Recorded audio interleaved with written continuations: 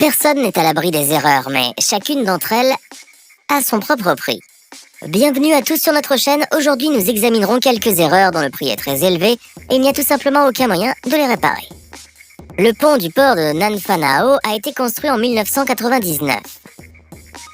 Avec ses 140 mètres de long et ses 18 mètres de haut, il était le seul pont en arc à travée unique de Taïwan à être soutenu par des câbles. Et l'un des deux seuls ponts en arc en acier au monde. Le 1er octobre 2019, la catastrophe a frappé. Le pont en arc s'est effondré dans le port. L'effondrement s'est produit juste au moment où un camion-citerne transportant du pétrole passait sur le pont. Avec la plateforme, il est tombé directement sur les navires et a provoqué un grave incendie. Le feu a été rapidement éteint et le conducteur du camion-citerne a survécu. On sait qu'au moins 20 personnes ont été blessées et que 3 bateaux de pêche ont fait naufrage dans cet accident choquant. On rapporte également que 5 personnes sont mortes et que des centaines de sauveteurs ont cherché les victimes piégées dans les bateaux. Ils se sont précipités sur les lieux avec des grues, une pelleteuse et d'autres machines pour libérer les bateaux coincés sous l'épave, tandis que des plongeurs cherchaient sous l'eau les personnes coincées. Les résultats de l'enquête sur l'effondrement du pont d'Ilan ont été publiés par la commission d'enquête sur la sécurité des transports le 25 novembre. Selon le rapport final, l'étanchéité du pont du port s'était extrêmement détériorée depuis sa construction en 1998. L'humidité élevée et l'exposition au sel dans le port ont fait que l'eau a pénétré et s'est accumulée dans la structure d'ancrage du pont, provoquant la corrosion des câbles métalliques. La section transversale des câbles n'était fonctionnelle qu'à 22-27%, selon le rapport. La conception atypique du pont nécessitait des inspections plus approfondies et détaillées qui n'ont pas été correctement réalisées. Selon le président de la République de Chine, Taïwan, Tsai Ing-wen, un nouveau pont sera construit pour un coût de 29,36 millions de dollars. Une erreur à l'échelle cosmique.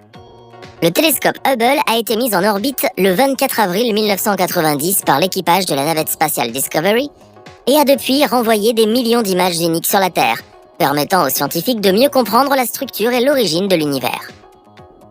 Les lentilles du télescope Hubble constituent un œil optomécanique qui nous a permis de repousser les limites du temps et de l'espace, de scruter les mondes lointains de l'univers et son passé. La lentille Hubble est une machine à explorer le temps, qui permet de découvrir la naissance d'étoiles disparues depuis longtemps.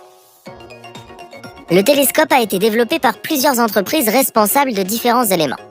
La question la plus complexe, le système optique, a été traitée par Perkin-Elmer. Lorsque le télescope a été mis en orbite, il s'est avéré être un ordre de grandeur plus court que prévu. Au lieu d'un dixième de seconde angulaire, il était une seconde entière. Après plusieurs vérifications, il s'est avéré que le miroir du télescope est trop plat sur les bords. Il lui manque 2 micromètres par rapport à la valeur calculée. L'aberration due à ce défaut littéralement microscopique rendait impossible la plupart des recherches prévues. Une commission a été réunie dont les membres ont trouvé la raison. Le miroir incroyablement bien calculé avait été rectifié de manière incorrecte. Il était techniquement impossible d'installer un nouveau miroir directement en orbite, et il était trop coûteux d'abaisser le télescope puis de le ressortir. La solution était simple.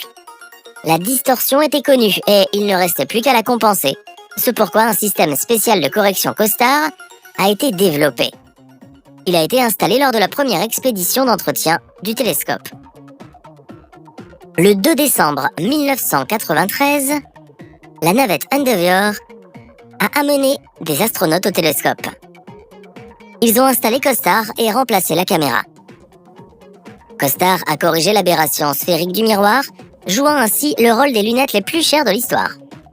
Le coût du projet a augmenté de 50 millions de dollars supplémentaires. Mais les photos étaient superbes. Le système de correction optique a rempli sa fonction jusqu'en 2009, date à laquelle il n'était plus nécessaire en raison de l'utilisation d'optiques autocorrectrices dans tous les nouveaux appareils. Il a cédé sa place dans le télescope au spectrographe et a pris une place d'honneur au National Air and Astronautical Museum, après avoir été démantelé dans le cadre de la 4e expédition de maintenance de Hubble en 2009.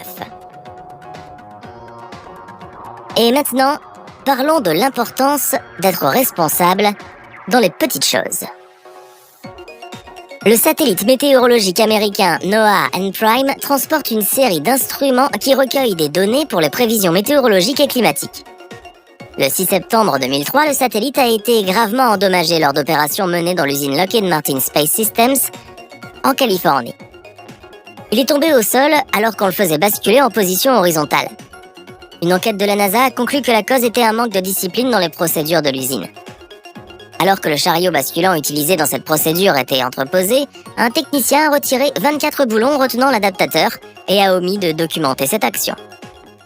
L'équipe qui a ensuite utilisé le chariot pour faire tourner le satellite n'a pas vérifié les boulons, comme le prévoyait la procédure, avant de déplacer le véhicule. Le coût de la récupération s'est élevé à 135 millions de dollars. Lockheed Martin a renoncé aux bénéfices du projet pour payer les travaux de réparation. L'entreprise a ensuite encouru une dépense de 30 millions de dollars liée à l'incident. Le solde a été payé par le gouvernement américain. Notre prochaine histoire porte sur le fait que vous devez également nettoyer votre maison très soigneusement, sinon le nettoyage vous coûtera trop cher. Lorsque le Bitcoin est apparu en 2008, sa valeur était si faible que les gens n'y croyaient pas vraiment et n'étaient pas pressés de l'acheter. Une unité de cette monnaie numérique ne valait que 0,0008 cents. Mais James, un informaticien anglais, sentant son potentiel, a téléchargé un programme de minage et a rapidement extrait environ 7,7 milliers de bitcoins. Après quelques années, la monnaie numérique a rapidement pris de la valeur. Mais elle était encore bon marché à seulement 8 cents par bitcoin. James avait stocké le code nécessaire pour utiliser la monnaie sur un disque dur portable, mais il l'avait même oublié. C'est pourquoi lors du nettoyage de printemps de son appartement, il l'a accidentellement jeté. À ce moment-là, la monnaie décentralisée a commencé à prendre rapidement de la valeur. Et les économies de James étaient déjà estimées à 1 650 000 dollars. Mais la réalisation de son erreur est arrivée trop tard. Ses recherches dans les décharges et les dépôts d'ordures sont restées vaines. Ne prenons pas cela à cœur et calculons combien James a perdu à ce jour. Croyez-vous à l'intuition ou à l'instinct? L'histoire suivante raconte comment on se sent bien quand son instinct vous dit qu'une entreprise va réussir. L'écrivaine J.K. Rowling a envoyé une ébauche du roman à 2 agents littéraires en 1995. Le premier l'a renvoyé presque immédiatement, ne le trouvant pas prometteur, et le second, Christopher Little, a continué à prendre le manuscrit en charge. Le livre a été envoyé à 12 éditeurs, mais ils ont tous rejeté le manuscrit. Il a réussi 1 an plus tard. Harry Potter a suscité l'intérêt de Bloomsbury, un petit éditeur londonien. En août 1996, son employé Barry Cunningham a offert à l'écrivaine une modeste avance de 1500 livres sterling. En juin 1997, Bloomsbury a publié La Pierre philosophale avec un tirage initial de 1000 exemplaires dont 500 ont été distribués aux bibliothèques. À la fin de l'année, le tirage était passé à 70 000 exemplaires. En 1997, Rowling a reçu une subvention pour continuer le roman. Et 1 an plus tard, une vente aux enchères a été organisée aux États-Unis pour le droit de publier son début littéraire. C'est alors qu'a commencé la success story de J.K. Rowling, qui a fait d'elle ce qu'elle est aujourd'hui. Une écrivaine recherchée dont les livres ont été traduits en 65 langues. Une femme des plus puissantes et des plus riches de Grande-Bretagne. La fortune de J.K. Rowling est estimée à 54 millions de dollars.